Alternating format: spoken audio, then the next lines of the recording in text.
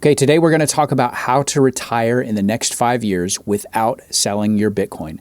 So in this video, I'm going to explain this never sell your Bitcoin concept for some context, the problem with traditional retirement planning as it is right now, how to safely use this buy, borrow, die strategy we've been talking about with your Bitcoin, and most importantly, who this is for and who this is not for, perhaps just yet. By the way, if you're just meeting, Brad, I'm on a mission to empower millennials and Gen X to integrate Bitcoin more deeply into their personal finances so they can retire in 10 years or less.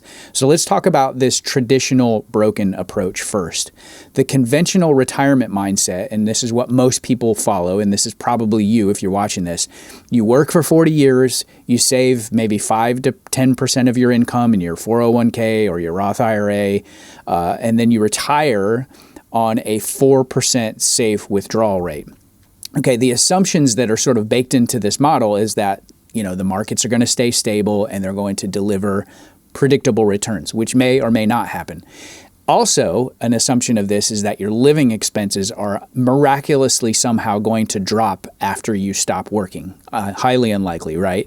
And then you can sell a small slice of your portfolio each year in perpetuity to fund your lifestyle in retirement. So this is the sort of conventional approach. But here's the real problem that most people are not talking about with this approach. The core problem is the mandatory selling. That's the real problem. So the model forces you to sell your assets annually, 4%. And then depending on what your, 4% of your assets. So let's say, for example, you have $2 million as your nest egg and you need $80,000 a year in income. Okay, so you're selling 4% of your assets. But if you need $120,000 worth of income, you're actually going to have to sell a higher percentage of your assets. Okay, so the consequences of selling, of this mandatory sort of forced selling, is that your nest egg stops compounding. So you're losing exponential growth. It also triggers a tax drag of anywhere between 20 and 50% capital gains, depending on your jurisdiction. And then it's also a huge opportunity cost because you now no longer have the asset that you can use as collateral for further wealth creation, which I'm going to get into in just a minute. But if you don't sell your Bitcoin, you're creating a whole new kind of opportunity. Instead of drawing down, you can use your Bitcoin as a business model, which I'll explain in just a second. By the way, if you're getting value out of this, YouTube tells me that only about 16% of you guys that watch my videos are subscribed. So if you like what you see, like, share, subscribe. I would really appreciate it. So the drawdown versus the business model mindset. So the drawdown mindset, which we've been talking about so far, is that you treat your wealth as a bucket, I would say a leaky bucket, that is going to be emptied gradually. So market dips are going to force larger sales. So when your assets decrease in value, you're going to have to sell more of them to make up for your income requirements. That accelerates your depletion. And then you run the real risk of potentially hitting zero before death, which I know is unsettling. And when I have a lot of these 30-minute conversations with a lot of you guys, this is one of the things that it's the biggest question on your mind is, do I have enough and am I going to run out? But the business model mindset, which is more of the buy, borrow, die strategy, views assets as a business that should keep growing. Okay, you're using the appreciation of the value of the assets, not asset sales, to fund your ongoing lifestyle during your retirement. So selling in this scenario is not mandatory; it becomes optional. Okay, so the better way is using Bitcoin-backed loans. Now, I'm going to pause here for a second before we get into, the buy, borrow, die strategy, and just say that I can see, the keyboard warriors they got the caps lock on and they get ready to yell at me in the comments. Well, I don't, Bitcoin is going down in price and we're in a bear market now. How dare you, you propose this strategy, right? So I would say that the vast majority of people that are into Bitcoin, especially if you've only been into Bitcoin for the last year or two, you're still in the capital growth phase. So I see a lot of you guys in the comments, hey, I have 0.1 Bitcoin, I have 0.21 Bitcoin. Those are great. And you're crushing it in the future, in 5 years. That's the title of this video, is 5 years, okay? So it's okay that you're still in the capital growth phase because you're focused on increasing your net worth right now. You've got to have an appreciable size nest egg. And so you're harnessing, you're taking the money that you're earning, the money that you're, earning from your paycheck or your business, and you're harnessing its appreciation with Bitcoin's compound annual growth rate. So then when you get to your financial independence retire early number, let's say that's 500,000 or 1 million or 5 million, 10 million, whatever the number is, you're then moving into the income generation phase. Okay, and this is where you're focused on generating income while preserving your net worth, and you're using Bitcoin as your nuclear reactor. So this is, one of the caveats, and I'll talk a little bit more about this in a few minutes as well. When I do these videos, I see a lot of people just kind of lose their minds in the comments. So if this doesn't make sense to you, it probably is not right for you right now. So this is part of the who this is for and who this is not for. So the Bitcoin backed loan, so the core idea is that you keep your Bitcoin, and this could be any high growth asset. It doesn't have to necessarily just be Bitcoin. So you're keeping your asset intact and you borrow against a small percentage of its value to fund living expenses. Now, I would say, to add just a little bit more detail to this, I would never use or recommend using any more than 10% of your on-chain Bitcoin in self-custody as collateral for a loan. So you're going to keep your collateral percentage of your overall stack very, very small. That's how this buy, borrow, die strategy works. So the key numbers, just to illustrate, is, let's say you start with $1 million worth of Bitcoin. Let's say in 5 years, Bitcoin is at $1 million. 30% annual growth rate is 1.3 after year one, so the year following that, and then you're borrowing against, you're taking a loan to value of 15%. So the loan to value concept, which is really important to understand as you get into this, is that, let's say, for example, you want to do, most of the lenders, say like Ledden, for example, they start with a 50% loan to value. So let's say you have, Bitcoin is $100,000, you want to take out a $50,000 loan, that's a 50% loan to value. What I'm suggesting, and again, this is not financial advice, never take financial advice from a dude talking to a camera in his office. And, essentially what you're doing is you're reducing your liquidation risk by lowering the loan to value as low as possible. So in this scenario, if Bitcoin is at $100,000, you're taking a 15% loan to value, you're just taking a 15% or $15,000 loan, okay? And then things are still compounding in the background in this scenario. So the net equity will still grow in the background without going into a ton of the details about that. So how the loan cycle works is that, step one is you harvest the appreciation. Again, you borrow a fraction of the newly created equity instead of selling the Bitcoin and, getting, and incurring all of those negative consequences. You pay the interest using either cash flow from a salary, maybe you have some sort of side income, or you have a business that you've established, or you can roll the interest in the loan. Another piece that I forgot to put in here is that you also maybe use the loan to buy additional dividend paying assets, and you pay the loan back with that. Now, we can get into the loan repayment. I've done a whole video on that, so you may want to look that up, what the options are for repaying loans, including just continuing to roll them over, okay? And then step three is repeat. As the asset compounds, borrow again, keeping the loan to value low, 10 to 15%. The result is that your portfolio continues to compound because you don't have any forced sales. It's very tax efficient because the debt that you're taking on, okay, the loan that you're taking on is not a taxable event. I can speak for the U.S. In this jurisdiction, that's not a taxable event. This is why the wealthy use this strategy. And then you have liquidity for your daily living expenses without depleting your principal. So this is how you're turning it into more of a business, your Bitcoin into more of a business than you would be if you're just drawing down. So why it works over the long term is that you've got gross growth, easy for me to say, versus cost comparison. So the expected Bitcoin compound annual growth rate is going to be anywhere between 20 and 50% historically. Now, I know, again, I know that there are going to be people in the comments that are like, well, it's negative this year, and okay, yeah, you probably need to work on your conviction. This is really only good for people that have a conviction about the general direction of Bitcoin, okay?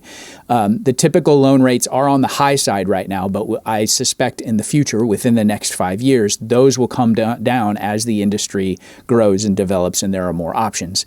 As long as the asset growth is greater than the loan interest, you never need to repay the principal early, okay? So again, we're talking over the next 5 years. I know I can see you guys like poised on the keyboard to pounce on me.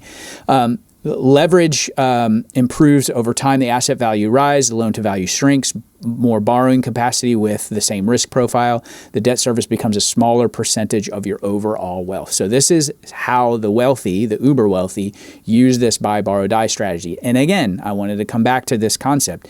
You're probably still in the capital growth phase. Most of the people on this channel, that are watching my content are still in the capital growth phase. You haven't crossed the Rubicon into the income generation phase, and that's okay. Now, I wanted to make a few slides for what British Hodl calls the 1K net worthers that are freaking out and casting aspersions at me in the comments. I would say that if you are not organized financially, if you're not cash flow planning or budgeting, tracking every single expense, optimizing for your next phase, gathering your full emergency fund, which we'll talk about liquidity in a minute, your 6 months to 1 year worth of emergency resources to pull if in the case that you need them, paying down all of your consumer debt. This is the Dave Ramsey and me talking, investing a percentage of your income. Then if you're not doing all of these things, okay, and if the price swings are freaking you out, okay, causing you anxiety, then you're actually not a serious Bitcoin investor, okay? And I think that a lot of people on the internet that are going around and, shooting down, this buy, borrow, die strategy and are freaking out, about all of the, the different, price fluctuations in Bitcoin are gamblers, people that are living on the edge, that are just like, oh man, I just put $1,000 into Bitcoin. It needs to go to $1 million next week. Well, that's not the way it works. That's not the way it works with any investment. And I would say that you're not an investor yet. Hopefully, you're really more in a gambler mindset. And that's why you're freaked out all the time. And probably you will wind up selling your Bitcoin to BlackRock, which I hate to see that, but we all have to make mistakes, and I hope that doesn't happen.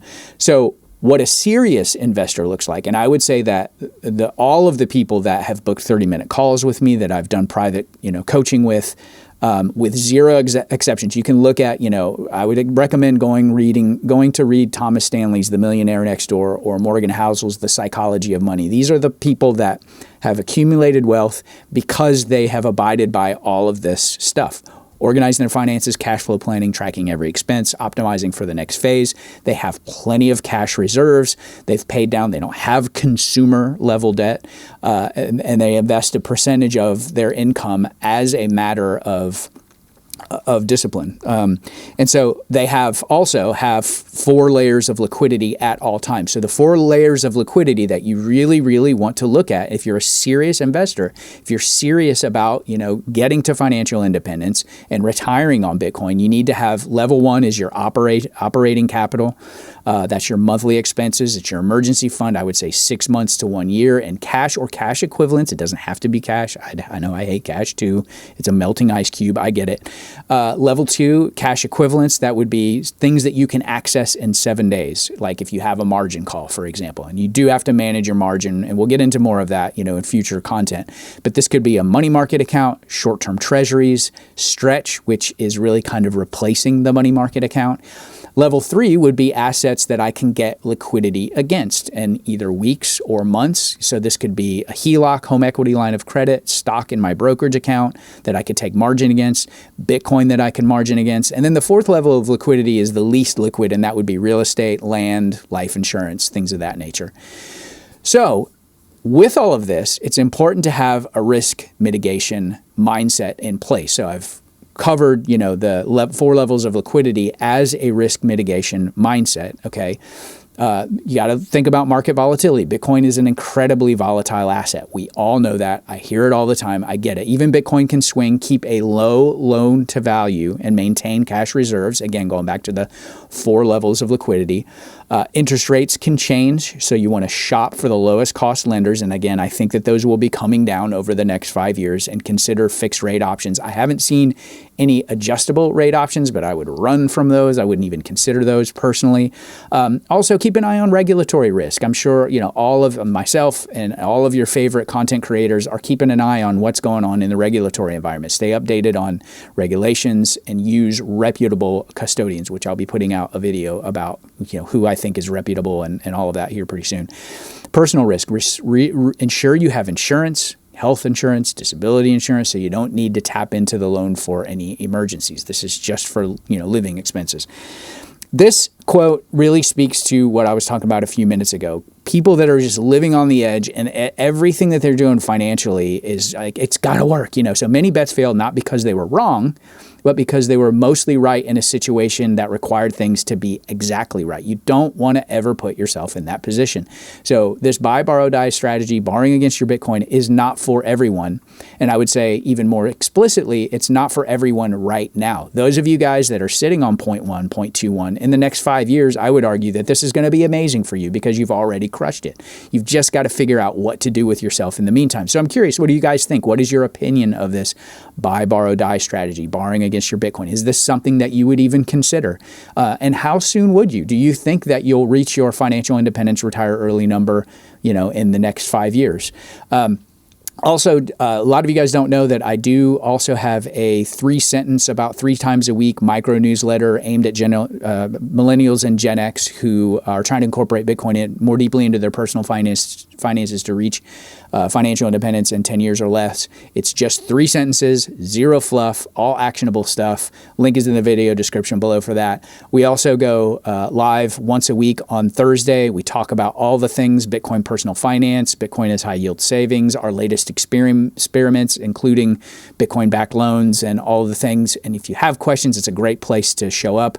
A lot of people are also, getting to integrate Bitcoin more deeply into their daily finances is the Fold card and the Gemini card. The links are in the video description below for that. And then if you have a specific scenario that you need another set of eyeballs on, or you have questions about, just schedule a call. My calls are very reasonable. I look forward to being screen to screen with you, and I'll see you tomorrow. Okay, since you made it this far in the video, I wanted to offer 2 resources that will help you integrate Bitcoin more deeply into your personal finances. Number 1, Gemini's Orange Bitcoin MasterCard.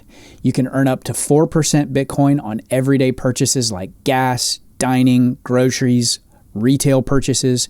There's no annual fee, no foreign transaction fees, and no exchange fees on any of your rewards. Plus, if you sign up today using my link in the video description below, you get $200 in Bitcoin when you spend $3,000 in your first 90 days. The link is in the description and the comments below. Number 2, I'm also offering one-to-one calls to answer questions and to help you integrate Bitcoin into your personal finances more deeply, including traditional FIRE and Bitcoin planning, as well as Bitcoin self-custody. Link is in the video description below for that.